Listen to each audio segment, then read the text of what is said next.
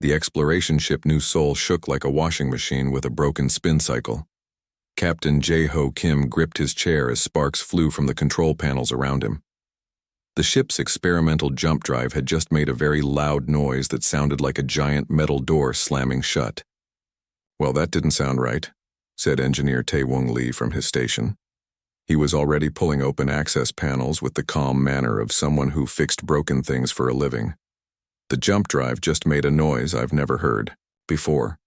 That's either very bad or very interesting." Dr. Soo-Jin Park looked up from her science station, her eyes bright with curiosity. "The readings are completely wrong. We should be near the asteroid belt. But these numbers say we're somewhere else entirely." Communications Officer So-Young Choi turned around in her chair. "Captain, I'm getting signals from multiple sources. They're not speaking any Earth language, but the translation computer is working on it." Captain Kim nodded. He had been flying ships for 20 years, first as a merchant trader and now as an explorer. In that time, he had learned that when things went wrong in space, the best approach was to stay calm and figure out what was happening. "Put it on screen, So-Young. Let's see where we ended up." The main screen flickered to life, showing the view outside their ship. What they saw made everyone stop what they were doing. Massive ships surrounded them, each one the size of a city block. The ships were dark gray with red lights running along their sides. They looked like someone had designed them specifically to look scary. "Oh," said Dr. Park. "Those are definitely not human ships." Before anyone could respond, the largest ship in front of them lit up with a bright beam of light. So-Young's translation computer beeped and a deep, threatening voice filled the bridge. "Unknown vessel, you have violated the sacred space of the Dominion Empire. You will surrender immediately or face complete destruction. Prepare to be boarded. Resistance will result in pain beyond your primitive understanding." The bridge fell quiet for a moment. Captain Kim looked around at his crew, then pressed the communication button. "Hello there," he said in the same tone he might use to talk to a traffic controller. "This is Captain Jae-ho Kim of the exploration vessel New Seoul. We seem to have had a navigation error. Could you point us toward the nearest service station? Our jump drive is making weird noises." The silence that followed lasted much longer than the first one. When the alien voice came back, it sounded confused. Did you not understand our threat, primitive creature? We said you would face complete destruction."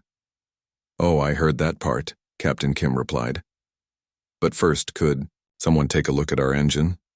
I'm worried it might explode, and that would be bad for everyone around here." Dr. Park leaned over to the captain. "Sir, I'm reading some very interesting energy signatures from their ships. Could I ask them about their power systems?"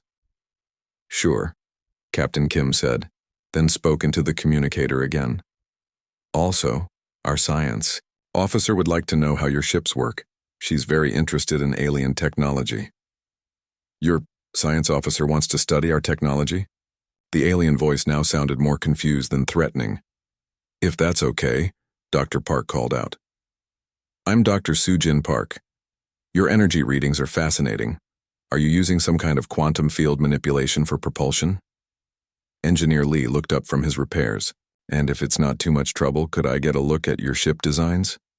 The structure looks really solid. I bet you never have problems with hull stress fractures." Communications Officer Choi was grinning now. The threatening voice sounds like it's being run through some kind of amplifier system. That's actually pretty clever for intimidation purposes. The alien fleet's response took even longer this time. When it came, the voice sounded like someone who had expected one conversation, but gotten a completely different one. You are not cowering in terror." "Should we be?" Captain Kim asked. "Are you planning to attack us? Because if you are, I should probably file an incident report. There's a lot of paperwork involved when ships get damaged." "We are the Dominion Empire," the voice boomed, trying to sound scary again. "We have conquered 1,000 worlds. Entire species tremble at our name."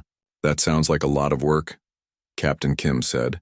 "How do you manage the administration for that many planets? The logistics must be incredible." Dr. Park nodded enthusiastically. "Yes, I'd love to study your organizational structure. Managing resources across interstellar distances is a fascinating problem. You're missing the point, the alien voice said, now sounding frustrated. We are threatening you with unspeakable horrors. Right. I got that part, Captain Kim said. But could we maybe talk about the engine problem first? It's really bothering me. The communication channel went quiet again. After a few minutes, a different alien voice came through the speakers. This one sounded more official and less theatrical. Unknown human vessel, you will accompany our fleet to Station Nexus for proper interrogation. Any attempt to flee will result in your destruction. Thank you, Captain Kim said. I appreciate the escort. Could someone send us the coordinates? Our navigation system is clearly not working properly. As the alien ships began to move around them, forming what was obviously a guard formation, the crew of the New Soul continued their work. Engineer Lee was still fixing the jump drive. Dr. Park was taking readings on the alien ships. Communications. Officer Choi was analyzing their language patterns. Captain, Dr. Park said, I'm detecting some very advanced technology on those ships. Their weapon systems alone could probably destroy entire fleets. Good to know, Captain Kim replied. Are they pointing them at us? Yes, sir. All of them. Well, hopefully they're careful with those things. Accidental discharges can be a real safety hazard. The journey to Station Nexus took several hours. During that time, the crew of the New Soul worked normally, occasionally commenting on the impressive engineering of their escorts. The alien ships maintained their threatening formation, but no one on the human ship seemed to notice that it was supposed to be threatening. When Station Nexus came into view, it was clearly designed to look as scary as possible. The space station was huge, black, and covered in spikes. Red lights pulsed along its surface like a heartbeat. It looked like the kind of place where bad things happen to people. Wow, said Engineer Lee. That's some serious architecture. I bet the maintenance costs are enormous with all those decorative elements. The psychological design is quite sophisticated, Dr. Park added. Whoever built this really understands how to make people feel intimidated. It's certainly dramatic, Captain Kim agreed. I hope they have a good docking bay. The New Soul isn't exactly built for fancy maneuvers. As their ship was guided into the station's docking bay, the crew prepared for whatever was going to happen next. Captain Kim straightened his uniform and made sure he had his identification papers. Dr. Park gathered her scientific instruments. Engineer Lee finished his engine repairs and cleaned his hands. So, Communications Officer Choi said, what do you think they want to talk to us about?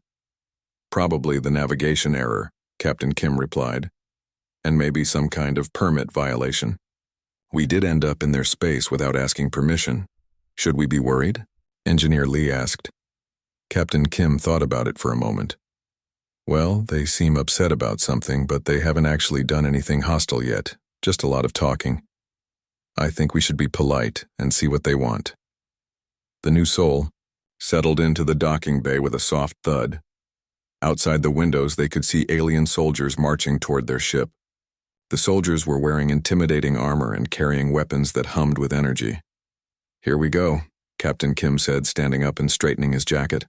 Remember, everyone stay calm and be professional.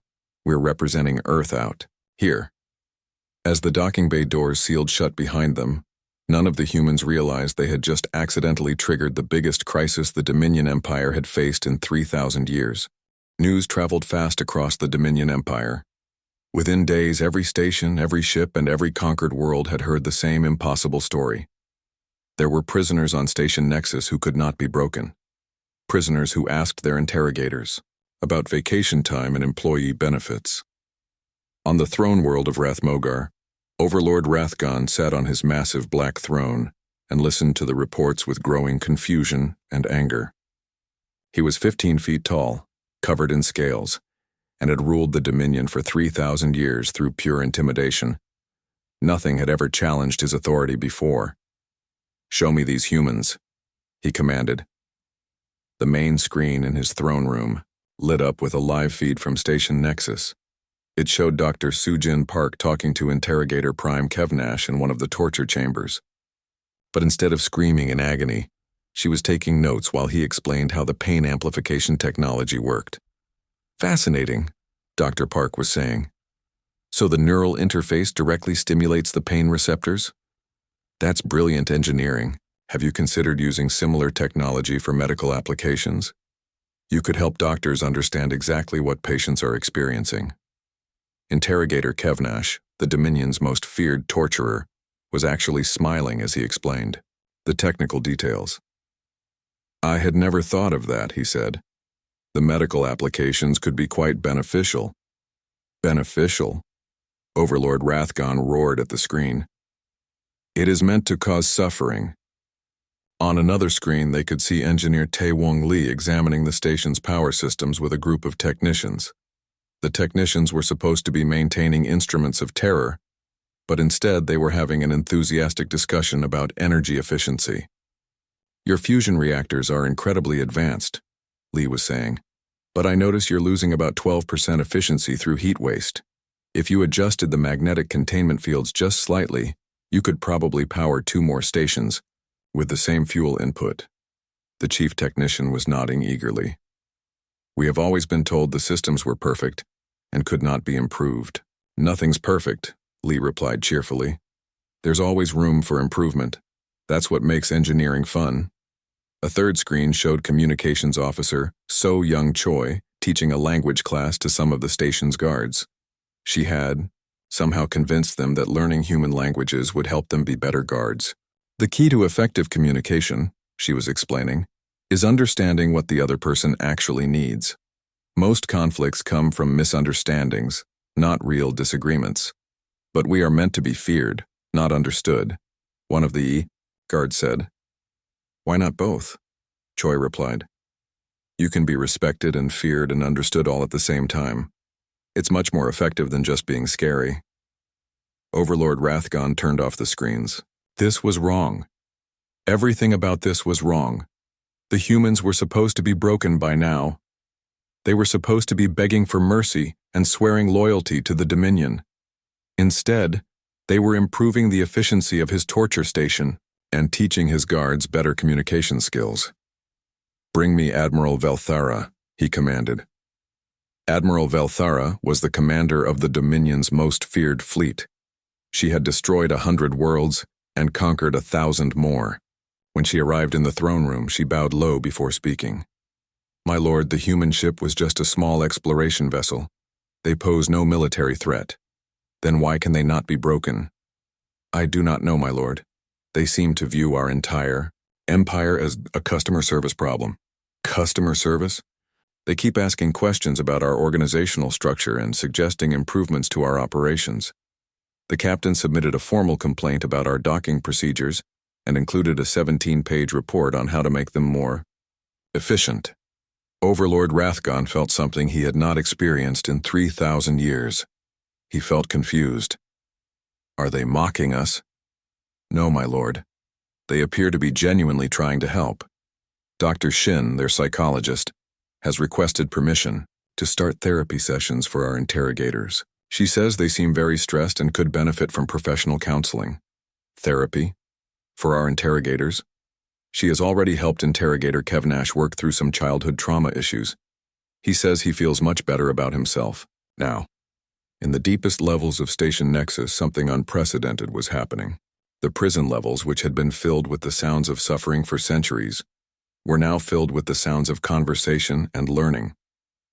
Dr. Yoon-Hai Shin had set up what she called group therapy sessions in the main prison area. Prisoners from dozens of different species sat in a circle, talking about their experiences and feelings. Even some of the guards had joined the sessions.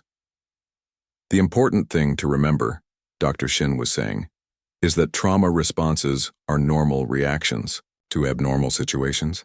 There's nothing wrong with feeling afraid or angry when you've been hurt. A bird-like alien raised one of her wings, but the interrogators said that fear was weakness. Fear is information, Dr. Shin replied. It tells you when something might be dangerous. The problem isn't feeling fear. The problem is when someone uses your fear to control you. Security Chief Minho Yoon was conducting what he called professional development workshops for the station guards. He had been a special forces officer on Earth and understood military organization. The thing about security, he was explaining to a group of armored guards, is that it works best when everyone understands why they're doing their job. If you're just following orders without understanding the purpose, you miss opportunities to improve the system. But we have always been told not to question orders, one guard said. There's a difference between questioning orders and understanding orders. Yoon replied, you can follow commands perfectly while still thinking about how to do the job better. Meanwhile, Crew Chief Hana Young had somehow gotten access to the station's administrative systems. She was working with the supply officers to reorganize the entire logistics network. The problem with your current system, she was explaining, to the station's quartermaster, is that you're ordering supplies based on fear of running out, not actual need. You're keeping huge stockpiles of everything, which ties up resources and creates waste. The quartermaster, a nervous alien who had been in charge of supplies for 50 years, was amazed. But what if we run out of something important? That's what inventory tracking is for, Young replied, showing him a spreadsheet on her tablet. If you monitor usage patterns, you can predict exactly what you'll need and when you'll need it. It's much more efficient than stockpiling everything. On distant worlds throughout the Dominion Empire, the effects of the humans' presence were beginning to be felt. Tech specialist Woojin Park had been trying to boost the communication range of his equipment so he could contact Earth. But his signal modifications had accidentally connected communication networks across multiple star systems. For the first time in centuries, oppressed populations on different worlds could talk to each other directly. They began sharing information about conditions on their planets, comparing notes about their oppressors, and most importantly, talking about the strange humans who were somehow surviving the worst the Dominion could do to them. Is it true that the humans cannot be broken? Asked a message from the mining world of Kevtar. It is true, replied someone from the factory world of Nexhai. My cousin works on a supply ship that goes to Station Nexus. He says the humans have convinced half the guards to join therapy sessions. Therapy sessions? They sit in circles and talk about their feelings. The guards say it helps them feel less angry all the time. On the rebel world of Zixhai, where underground resistance movements had been fighting the Dominion for decades, the news about the humans sparked something unexpected. Not hope for rescue, but hope for a different approach. Rebellion leader. Zixara called a meeting of all the resistance cells. These humans have survived a week on Station Nexus without being broken.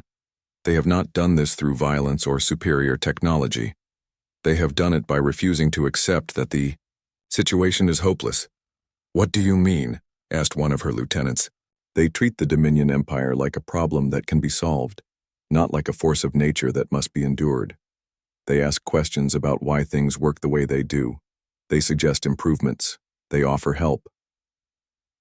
But the Dominion rules through fear. Yes, but what happens when someone is not afraid? What happens when someone treats the enforcers of fear like people who might be helped instead of enemies who must be fought? Back on Station Nexus, Captain Jae-ho Kim was having another conversation with Interrogator Prime Kevnash. But this time, Kevnash was not trying to break the captain's spirit. He was asking for advice. Captain Kim, Kevnash said, I have been thinking about what you said about job satisfaction. Oh, good, Kim replied. Have you given any thought to what you might enjoy doing if you weren't torturing people? I have always been good with technical systems. Before I became an interrogator, I studied engineering. But the Dominion needed interrogators, so I was assigned to this position. Well, there's no reason you couldn't go back to engineering. The station clearly needs technical improvements, and you understand the systems better than anyone. But I am Interrogator Prime. This is my identity. The doors of the new soul opened with a soft hiss. Captain Jae-ho Kim stepped out first, followed by his crew. They found themselves facing a group of alien soldiers who looked like they had been designed by someone who really wanted to make people scared. The soldiers wore black armor covered in spikes. Their helmets had glowing red eyepieces. Their weapons looked like they could cut through solid metal. Everything about them screamed danger and fear. "Welcome to Station Nexus," said the lead soldier in a voice that had been artificially deepened to sound more threatening. "You are now prisoners of the Dominion Empire. Prepare for interrogation." "Thank you for the welcome," Captain Kim replied politely. "I'm Captain J-Ho Kim. Could someone show us where we're supposed to go? This is our first time visiting your station." The soldiers looked at each other through their helmets. This was clearly not the response they had expected. "You will be taken to the processing center," the lead soldier said, sounding less confident than before. "There you will learn the true meaning of fear." "That sounds educational," said Dr. Sujin Park. "I'm always interested in learning new things." As they walked through the station's corridors, the humans looked around with the curiosity of tourists. The walls were covered in dark metal with red lighting that pulsed like a heartbeat. Scary symbols were carved into every surface. Distant screams echoed from somewhere deeper in the station. "Interesting acoustic design," commented Communications Officer So Young Choi. "The ecosystem really amplifies sound. Very effective for creating atmosphere. The psychological elements are quite sophisticated," Dr. Park added, taking notes on her tablet. "Someone put a lot of thought into the environmental design here." Engineer Tae-Woong Lee was examining the ceiling. "Good ventilation system. Air. Quality is excellent despite the size of this place. They know what they're doing with life support." The soldiers marching with them were becoming visibly confused. Prisoners were supposed to be terrified by now. They were supposed to be begging for mercy or crying. Instead, these humans were treating the station like a technical tour.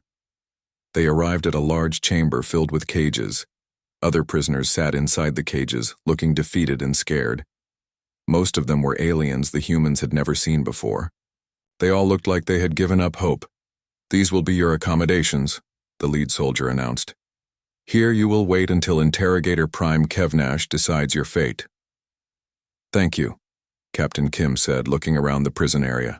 "The security looks very thorough. Do you have problems with escapes?" "Nobody escapes from Station Nexus," the soldier replied proudly. "I can see why," said Security Chief Min-Ho Yoon, who had been quiet until now. "The guard rotations are well planned, and the sight lines cover all the important areas. Good work." The soldiers put the humans in a large cage together. As soon as the soldiers left, the other prisoners began trying to warn them. "You must remain silent," whispered a lizard-like alien from the next cage. "The interrogators will use any sign of spirit against you. Many who speak too much are never seen again." "That's terrible," said Dr. Yoon-Hai Shin, the ship's psychologist. "How long have you been here?" 6 months, the lizard creature replied. "I was the captain of a trading vessel. I made the mistake of asking questions during my interrogation." "What kind of questions?" Dr. Shin asked, pulling out her notebook.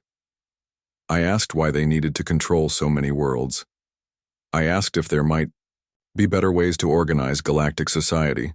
The interrogator said I was thinking dangerous thoughts. Dr. Shin nodded sympathetically. "It sounds like they have some very rigid thinking patterns here. That can be quite limiting for personal growth." A few hours later, guards came to collect Captain Kim for his first interrogation. They led him through more scary corridors to a chamber that had been designed to break people's spirits. The walls showed images of destroyed planets. Speakers played the sounds of suffering. Red lights flashed in patterns meant to cause panic. Behind a desk sat Interrogator Prime Kevnash. He was a tall, thin alien with pale skin and completely black eyes. His voice was cold and emotionless when he spoke. "I am Interrogator Prime Kevnash," he said. "I have broken the will of 10,000 prisoners. I have never failed to extract complete submission from those who sit where you sit now." "That's an impressive record," Captain Kim replied, sitting down in the chair across from the desk. "You must be very good at your job. How long have you been doing this?" Kevnash paused. Prisoners were supposed to be terrified by his introduction. They were supposed to be pleading for mercy by now.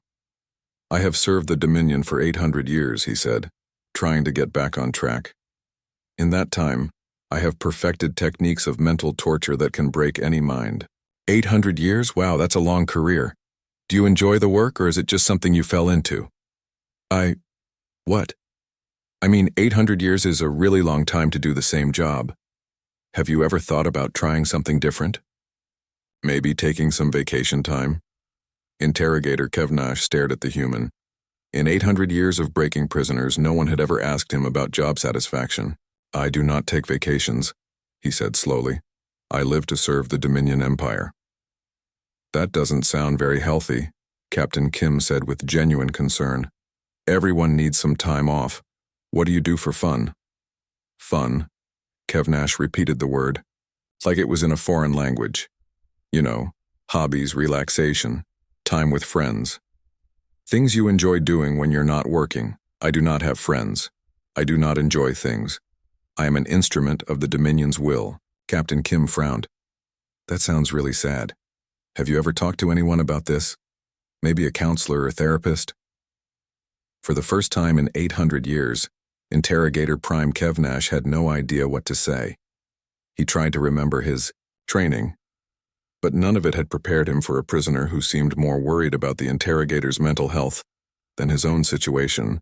You are supposed to be afraid, Kevnash finally said. Why? Captain Kim asked. Are you planning to hurt me? I am going to torture you until you beg for death.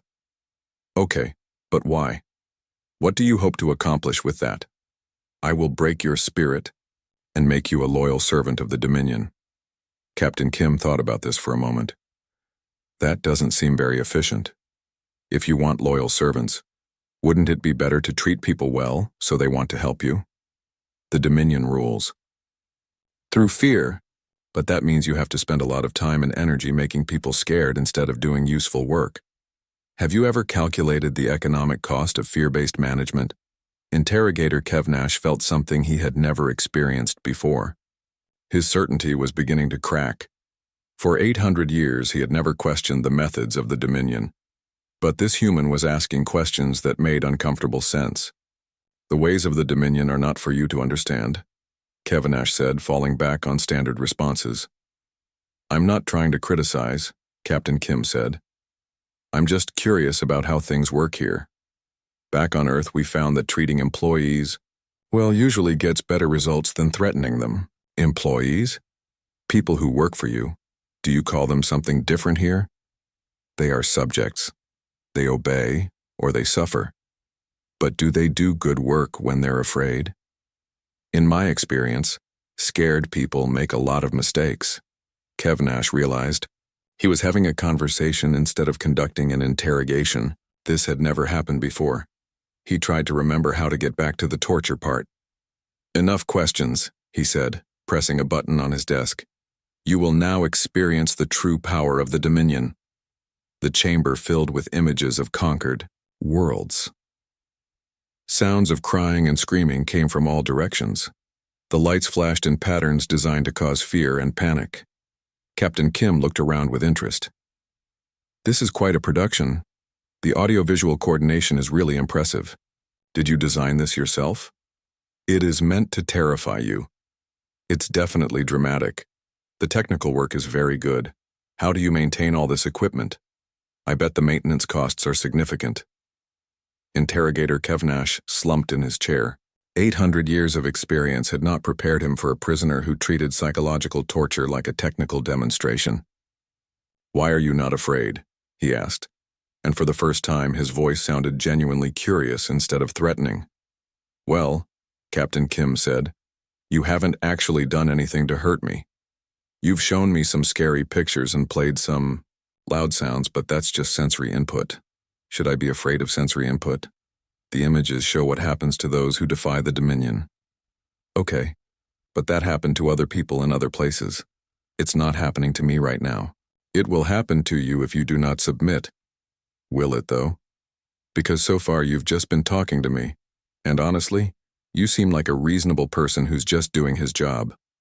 For the first time in 800 years, Interrogator Prime, Kevnash began to wonder if there might be something wrong with his job. The Imperial throne room on Rathmagar had been designed to make visitors feel small and powerless. The ceiling rose hundreds of feet above, supported by massive pillars carved with scenes of conquest and domination. The throne itself was built from the bones of defeated enemies and stood at the top of a long staircase that forced visitors to look up at their ruler. Ambassador Do-hyun Kim walked into this chamber carrying a briefcase and looking around with professional interest. He had spent 20 years as a diplomat on Earth, solving trade disputes and negotiating international agreements. To him, this looked like a meeting room with some unusual decorating choices. "Impressive architecture," he said to the guide who had brought him here. "Very dramatic. The acoustic properties must be excellent with these high ceilings." Overlord Rathgon sat on his throne, 15 feet tall and covered in black scales. His voice boomed across the chamber with supernatural amplification. "Human, you stand before the absolute ruler of the Dominion Empire. Tremble before my power." Ambassador Kim looked up at the throne and nodded politely. "Good morning, Your Excellency. I'm Ambassador Do-hyun Kim from Earth. Thank you for agreeing to meet with me. I understand there have been some misunderstandings about our presence in your territory." "Misunderstandings?" Rathgon roared. "Your people have disrupted our entire empire. They refuse to be broken. They are teaching our servants to question authority." "Yes, I heard about that," Kim said, setting his briefcase down and opening it. "I brought some materials that might help clarify the situation. Would it be possible to set up a projector? I have a presentation that explains Earth's position on this matter." The Overlord stared down at the small human. In 3,000 years of rule, no one had ever asked to give him a presentation. A presentation? Yes, standard diplomatic protocol. I have charts, graphs, and a proposed framework for resolving this situation in a way that benefits everyone involved. Overlord Rathgon was so confused that he actually agreed. Within minutes, Ambassador Kim had set up a portable projector and was standing next to a screen showing the first slide of his presentation. "Thank you for your time," Kim began. "I'd like to start with an overview of the current situation and then move on to proposed solutions." The first slide read, "Earth-Dominion Relations, Opportunities for Mutual Benefit." "As I understand it," Kim continued, "the issue began when our ship accidentally entered your territory due to a navigation error. Since then, there have been cultural misunderstandings that have led to unintended consequences." "Unintended consequences?" Rathgon repeated. "Yes. Our crew was not trying to undermine your authority. They were simply responding to the situation using standard human problem-solving approaches." Kim clicked to the next slide, which showed a flowchart. "The difficulty seems to be that your governance model is based on fear and intimidation, while human culture tends to treat problems as things that can be solved through cooperation and analysis. We rule through strength." "I understand that," Kim said patiently. "But from a management perspective, fear-based leadership has some significant disadvantages." He clicked to a slide titled, "Challenges with Fear-Based Management." It listed several bullet points. High stress levels reduce productivity. Employees afraid to report problems. Innovation discouraged. High turnover due to dissatisfaction. And enormous resources required for enforcement. Your current system requires you to spend massive amounts of time and energy making people afraid instead of doing productive work, Kim explained. Our economists estimate that the Dominion could increase overall efficiency by 30%, just by reducing the fear maintenance overhead. Overlord Rathgon had never thought about ruling as a management problem. But without fear, how would we maintain control? "Well," Kim said, clicking to the next slide, "there are several alternative leadership models that might work better." The slide was titled Alternative Governance Structures and included options like democratic federation, constitutional monarchy, corporate cooperative, and regulated market economy. Each of these has advantages and disadvantages, Kim continued, but they all share the benefit of generating voluntary compliance rather than forced obedience. Voluntary compliance? When people choose to follow rules because they understand the benefits rather than because they're afraid of punishment, it's much more stable in the long term. Economic advisor Sang-Ho Lee joined the presentation at this point, connecting his tablet to the projector. "If I may add some financial analysis," he said. We've calculated the economic cost of your current system. His slides showed detailed financial projections. The Dominion currently spends approximately 40% of its total resources on enforcement, intimidation, and fear maintenance. That's an enormous overhead cost for any organization, but it is necessary for control. Actually, Lee said, our models suggest that you could maintain better control with much lower costs using positive incentive structures. He showed a chart comparing different management approaches. Fear-based systems have high short-term compliance, but terrible long-term stability. People follow orders when you're watching, but they resist when they think they can get away with it. Positive incentive systems create genuine loyalty. Cultural attaché. Ye-Jin Kim had been quietly studying the throne room's decorations. Now, she stepped forward with her own tablet. From an anthropological perspective, she said, the Dominion's culture shows clear signs of collective trauma. The constant emphasis on fear and domination suggests that the empire itself might be suffering from what we call organizational stress disorder. Organizational stress disorder? When an entire society becomes focused on avoiding danger rather than achieving positive goals.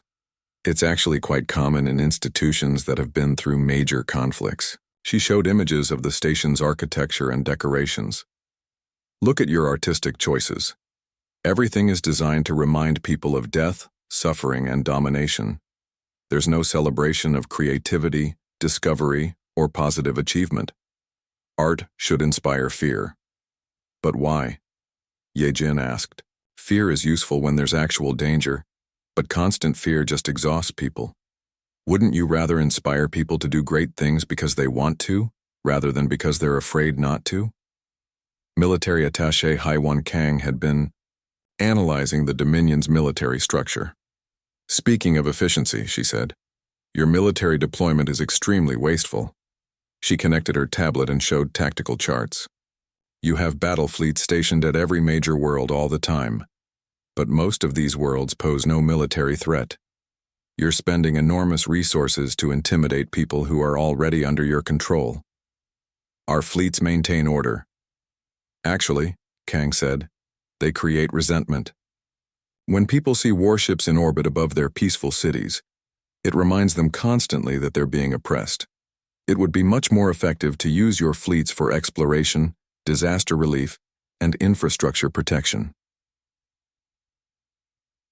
Infrastructure protection? Defending trade routes, responding to emergencies, helping with natural disasters, activities that make people glad to see your ships arrive instead of afraid. Ambassador Kim returned to the projector, which brings us to our proposed solution, he said. The slide read, The Dominion Cooperative, a new model for galactic governance. Instead of ruling through fear, what if the Dominion became a cooperative organization that provided services to member worlds in exchange for participation and resource sharing? Services? Security, trade coordination, disaster response, scientific research, infrastructure development. All the things that individual worlds need but can't provide for themselves. Lee added more financial projections. The economic benefits would be enormous. Voluntary cooperation is much more productive than forced labor. Trade works better when people trust each other. Innovation flourishes when people aren't afraid to try new ideas.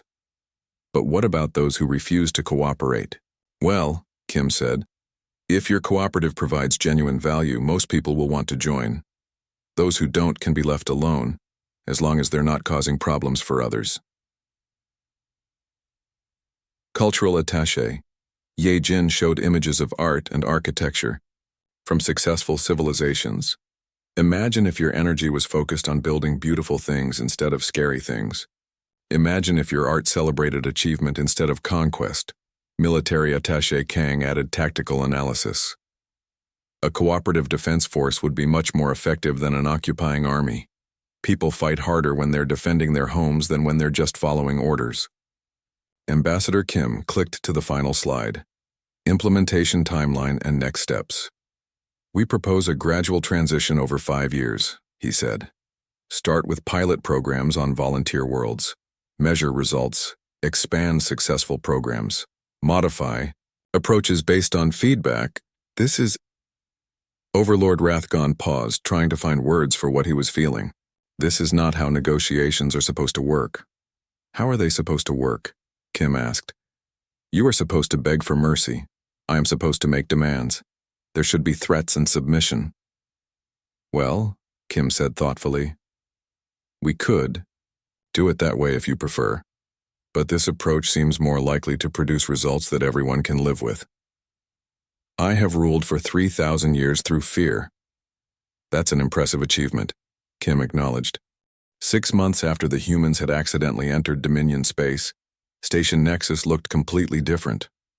The dark corridors had been repainted in bright, welcoming colors. The torture chambers had been converted into conference rooms and training facilities. The prison cells had become temporary housing for refugees and travelers. Where screams of agony had once echoed through the halls, now there were sounds of laughter, conversation, and learning. The station that had been designed to break spirits was now helping to rebuild them. Captain J-Ho Kim stood in what used to be the main interrogation chamber, now serving as the central office for the Galactic Cooperative's Administrative Services Division. He was reviewing reports on his tablet when former interrogator Prime Kevnash entered the room. Captain Kim, Kevnash said, the efficiency reports for this quarter are ready. Kevnash looked completely different from the pale, menacing figure he had been 6 months ago. He still wore black, but now it was a practical work uniform instead of intimidating robes. His face, which had once been set in a permanent expression of cold cruelty, now showed the calm satisfaction of someone who enjoyed his work. How are the numbers looking? Kim asked. Excellent, Kevnash replied, connecting his tablet to the room's display screen. Station productivity is up 43% since we stopped using fear-based management. Worker satisfaction ratings have improved by over 200%. And the therapy programs? Dr. Shin's counseling services are now available on over 300 worlds. We've had to train additional therapists to meet demand. Apparently 3,000 years of fear-based rule created a lot of psychological issues that people are eager to address. Kim nodded. What about the technical improvements? Engineer Lee's efficiency modifications have been implemented across the entire station network. We're saving approximately 30% on energy costs and 15% on maintenance. The workers love the improvements because their jobs are easier and safer. Dr. Soo-Jin Park entered the office carrying a stack of research reports. Sorry I'm late, she said. I was reviewing the latest data from the Science Exchange Program. The Science Exchange Program was one of the most successful initiatives of the new Galactic Cooperative. Instead of hoarding technology for military purposes, worlds now shared scientific discoveries freely. The results had been remarkable. What's the latest? Kim asked. The medical advances alone have been incredible, Dr. Park said excitedly. When you combine human knowledge with Dominion biotechnology and Zix-High quantum physics, you get breakthrough treatments for diseases that have plagued the galaxy for centuries. Any problems with the program? Only one. We're making discoveries so fast that the database can't keep up. Wu Jin is working on upgrading the storage systems again. Tech specialist Wu Jin Park had become something of a legend throughout the Yo galaxy. His accidental creation of an intergalactic communication network had revolutionized how different worlds talk to each other. Now he was working on even more ambitious projects. Speaking of Wu Jin, Dr. Park continued, he thinks he's figured out how to create stable wormholes for instant travel between star systems. If it works, it could connect the entire galaxy. Communications officer So Young Choi came into the office with her usual cheerful energy. Captain, I have the latest reports from the language and cultural exchange programs. The cultural exchange programs were helping to break down centuries of mistrust between different species. When people could talk to each other directly instead of through intimidating imperial intermediaries, they discovered they had much more in common than they had thought. How are the programs going? Kim asked. Beyond our wildest expectations, Choi replied. We now have over 50 different species participating in regular cultural exchanges. The art festivals have been particularly successful. When people share their music, food, and stories, they stop seeing each other as enemies. Any resistance from the old imperial loyalists? Less and less every month. It's hard to argue against programs that clearly make people's lives better. Security Chief Min Ho. Yoon entered the office with his daily briefing. His security forces were now focused on protecting trade routes and responding to emergencies instead of intimidating populations. Daily security report, he said. All shipping lanes clear, no piracy incidents. 3 successful disaster relief operations completed this week. How's the new recruitment program going? Kim asked. Extremely well. Now that we're focused on helping people instead of scaring them, we have volunteers lining up to join the security forces. Turns out, people like being heroes more than they like being bullies. Dr. Yoonhye Shin arrived with her weekly psychological assessment report. As the head of the cooperative's mental health services, she had become one of the most respected figures in the galaxy. How's the big project going? Kim asked. The rehabilitation program for former Imperial officials is showing excellent results, Dr. Shin said. When you help people work through their trauma and find productive ways to use their skills, most of them become enthusiastic supporters of the new system. Even the former overlords, especially the former overlords, they were under enormous stress trying to maintain control through fear. Now that they can focus on actually helping their worlds prosper, they're much happier and more effective leaders. Engineer Tae Woong Lee came into the office carrying a cup of coffee and looking satisfied with his work. As the head of infrastructure development, he was responsible for upgrading systems throughout the cooperative. The station upgrades are ahead of schedule, he reported.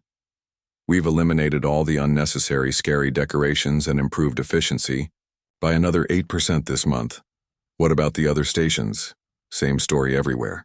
When you're not spending resources on intimidation equipment, you have a lot more budget for useful improvements. Crew Chief Hana Young appeared with her logistics reports. As the head of supply chain management for the entire cooperative, she had revolutionized how resources were distributed across the galaxy. Supply efficiency is up, waste is down, and we've eliminated most of the artificial scarcity that the old empire used to maintain control, she reported. Turns out the galaxy actually has plenty of resources for everyone when you're not wasting them on fear maintenance. Ambassador Do-hyun Kim joined the meeting via video link from the capital world. The quarterly assembly meeting went very well, he reported. We now have over 800 worlds participating in the cooperative, with more joining every week. Any issues with the transition? Captain Kim asked. Fewer and fewer. The economic benefits are so obvious that most worlds are eager to join. The few holdouts are mostly just waiting to see long-term results before committing. What about Earth? Earth has officially joined as a full member. The governments were initially skeptical, but when they saw the technological and economic benefits, they couldn't sign up fast enough. The meeting was interrupted by an alert on Captain Kim's communication system. Captain, came the voice of the station's communication center. We're receiving a priority message from long-range sensors. What is it? We've detected what appears to be another galactic empire approximately 50 light-years from our current territory. They appear to have a fleet approaching our border. The room fell silent for a moment. Then Captain Kim sighed and stood up from his desk. Well, he said, I suppose we should go see what they want. Dr. Park looked excited. Do you think they'll have different technology? I'd love to study their scientific methods. Engineer Lee nodded enthusiastically. And I bet their infrastructure has completely different design approaches. Could be very educational. Dr. Shin was already making notes. I wonder if they've developed different approaches to social organization. It would be fascinating to compare their cultural evolution with our own. Should we prepare for conflict? Security Chief Yoon asked. I doubt it will come to that, Captain Kim replied. If they're anything like the Dominion was, they're probably just scared and trying to protect themselves through intimidation. So what's the plan? Ambassador Kim asked from the screen. Captain Kim smiled. Same as always. We'll be polite, professional, and helpful. We'll try to understand what they need and see if we can work together to solve any problems. And if they try to conquer us, then we'll explain why cooperation works better than conquest, offer them some alternative approaches, and see if we can schedule a follow-up meeting. As the crew of the New Soul prepared to meet another galactic empire, the former overlord Rathgon was in his office reviewing citizen satisfaction surveys. He had traded his throne of bones for a comfortable desk chair and his robes of intimidation for practical work clothes. The quarterly happiness index is up another 6 points, his assistant reported, and the economic growth projections continue to exceed expectations. Rathgon nodded with satisfaction. After 3,000 years of ruling through fear, he had discovered something remarkable. It was much more enjoyable to be loved than to be feared. "Any word from the border sectors about this new empire?" he asked. "Captain Kim's ship is heading out to make contact. They expect to reach the border within a few days." "Good. If anyone can turn potential enemies into friends, it's the humans." Rathgon looked out his office window at the city below.